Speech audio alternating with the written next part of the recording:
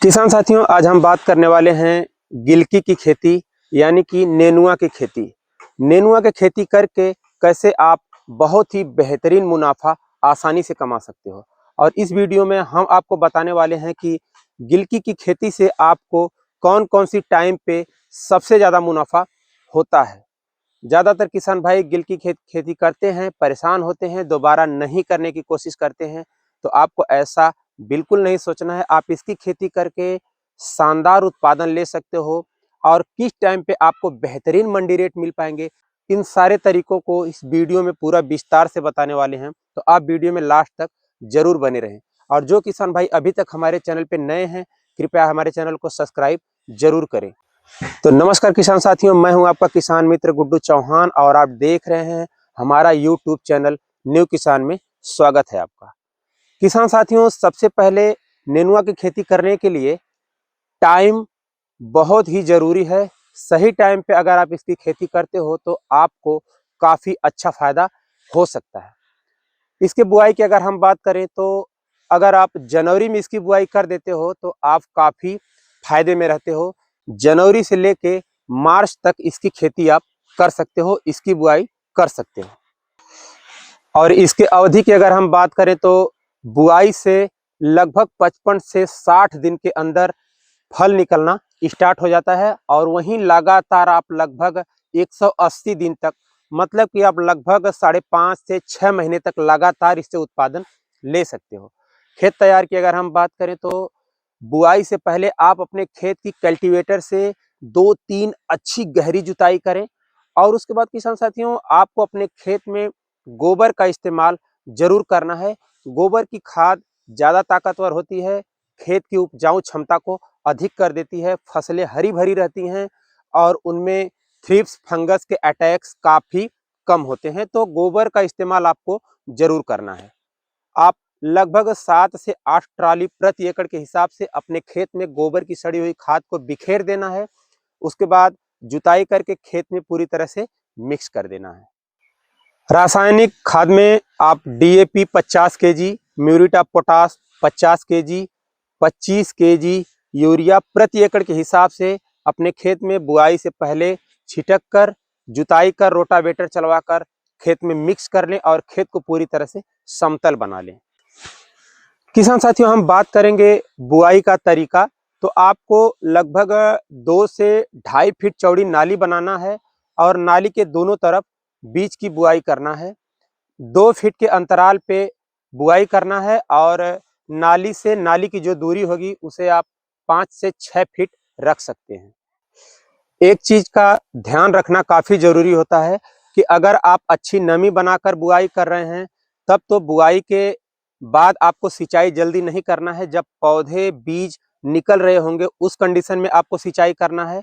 अगर आप बिल्कुल नमी बनाकर नहीं बुआई कर रहे हैं तो बुआई के जस्ट बाद सिंचाई करना काफी जरूरी होता है। किसान साथियों, वैरायटी की अगर हम बात करें तो बीएनआर कंपनी का आलोक जो है कि सबसे टॉप कैटेगरी में आता है, उसका इस्तेमाल आप कर सकते हैं। बीएनआर कंपनी का कुहू के नाम से आता है, उसका इस्तेमाल आप कर सकते हैं। साइन कंपनी का हरिता के नाम से आता है, उसका इस्तेमाल आप कर सकते हैं। पंजाब के नाम से आता है, उसका इस्तेमाल आप कर सकते हैं। वहीं हम बीज दर की अगर बात करें तो 500 से 600 ग्राम प्रति एकड़ के हिसाब से आपको बीज की आवश्यकता होती है। किसान साथियों, ये जो हमने बीज बताया है आपको 500 से 600 ग्राम प्रति एकड़ के हिसाब से, यह हाइब्रिड कंपनी के बीज की क्वांटिटी है। अगर आप वहीं देसी वैरायटी का इस्तेमाल करते हैं तो आपको बीज की जो क्वांटिटी है वह काफ़ी बढ़ जाती है। किसान साथियों, ज़्यादातर किसान भाई गलती कर देते हैं कि जब पौधे छोटे होते हैं उस कंडीशन में लगातार सिंचाई कर देते हैं, जिनके कारण पौधे पीले होकर के सूख जाते हैं, ख़त्म हो जाते हैं। आपको ऐसा बिल्कुल नहीं करना है। आप लगभग 20 दिन तक सिंचाई नहीं करेंगे। जब पौधे थोड़े से मजबूत हो जाएं, हल्की सी गुड़ाई करके छोड़ देना है, मिट्टी सूख जाए, उसके बाद आप सिंचाई करें। तब जाके आपके पौधे अच्छे कंडीशन में चलने के लिए तैयार हो जाते हैं। किसान साथियों, जब आपकी फसल 20 से 25 दिन की हो जाए उस कंडीशन में आप 10 ग्राम NPK 19-19-19 को 1 लीटर पानी के हिसाब से घोलकर अपने पूरे पौधों के ऊपर खेत में 1 एकड़ में स्प्रे करें। और जब आपके पौधे बढ़वार की तरफ दिखने लगे, उसके बाद आप अपने खेत की नमी को काफ़ी मेंटेन रखेंगे। अगर आप नमी नहीं बना के रख पाएंगे तो पौधे फिर ज़्यादा ग्रोथ नहीं कर पाते हैं, क्योंकि ज़्यादा टेम्परेचर हाई होता है और उस कंडीशन में पौधों को ज़्यादा नमी की आवश्यकता होती है। अगर नमी कम हो जाएगी तो आपके पौधे ज़्यादा ग्रोथ नहीं कर पाएंगे। किसान साथियों, जब आपकी फसल 50 से 60 दिन की हो जाए, उस कंडीशन में आप 10 ग्राम NPK 05234 और 2 ml टाटा बहार को प्रति लीटर पानी के हिसाब से घोलकर आप अपनी फसल पे स्प्रे जरूर करें। उसके बाद आप देखेंगे कि आपकी फसल में फूल और फल की मात्रा काफ़ी अच्छे कंडीशन में दिखने लगेगी और उसके बाद आप उसकी तोड़ाई कर सकते हैं।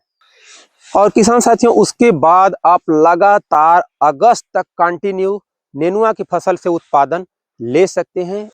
किसान साथियों, नेनुआ की फसल में सबसे बड़ा जो मुनाफा है वह यहीं पर होता है कि अगर आप बुआई के टाइम पर ऐसे खेत का चयन करते हैं कि जिसमें बारिश का पानी न लगता हो, क्योंकि बारिश के दिनों में अगर उस खेत में पानी नहीं लगेगा तो आपके नेनुआ की जो फसल है वह मार्च से लेकर के जुलाई अगस्त तक लगातार उत्पादन देती है, क्योंकि उन दिनों में ज़्यादातर किसानों के पास नेनुआ की फसल नहीं होती है, जिसके कारण मंडी में रेट काफ़ी बेहतरीन होते हैं। और उस कंडीशन में उस टाइम पर देखेंगे कि नेनुआ से फल इतना अधिक मात्रा में आता है जिसका कोई हिसाब ही नहीं। तो इसलिए आप ऐसे खेत का चुनाव करके आप उन दिनों में बहुत ही ज़्यादा मुनाफा ले सकते हो।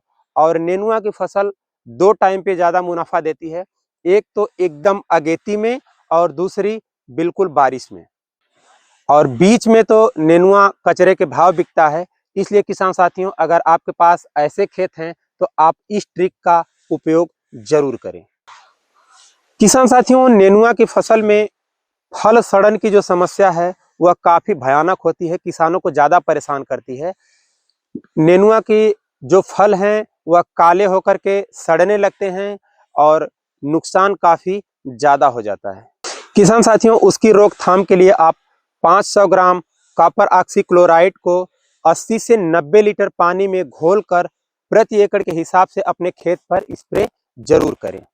किसान साथियों, नेनुआ की फसल में लीफ माइनर के अटैक होते हैं और काफ़ी नुकसान कर देते हैं। इस कीट के छोटे शिशु पत्तों के हरे पदार्थ को खाकर उनमें टेढ़ी मेढ़ी सुरंग बना देते हैं, जिसके कारण पौधों का प्रकाश संश्लेषण कम हो जाता है और अधिक प्रकोप होने पर पत्तियां सूखने लगती हैं।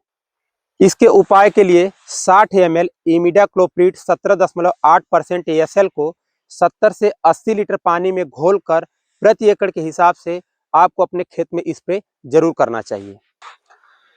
या फिर 50 ग्राम थाइमेक्साम 25% WG को 80 से 90 लीटर पानी में घोलकर प्रति एकड़ के हिसाब से स्प्रे जरूर करना चाहिए। किसान साथियों, पैदावार की अगर हम बात करें तो 150 से 250 कुंटल प्रति एकड़ के हिसाब से आप पैदावार ले सकते हो। इस हिसाब से अगर आप कैलकुलेशन करोगे तो कम से कम आप लगभग 3 लाख रुपए तक की अर्निंग आप आसानी से 1 एकड़ से कर सकते हो। तो किसान साथियों, नेनुआ की फसल लगा करके आप काफ़ी मीडियम लागत में आप अच्छा मुनाफा आसानी से ले सकते हो। तो आज की वीडियो में बस इतना ही। मिलते हैं फिर किसी दूसरी वीडियो में नई जानकारी के साथ। तब तक के लिए जय जवान जय किसान।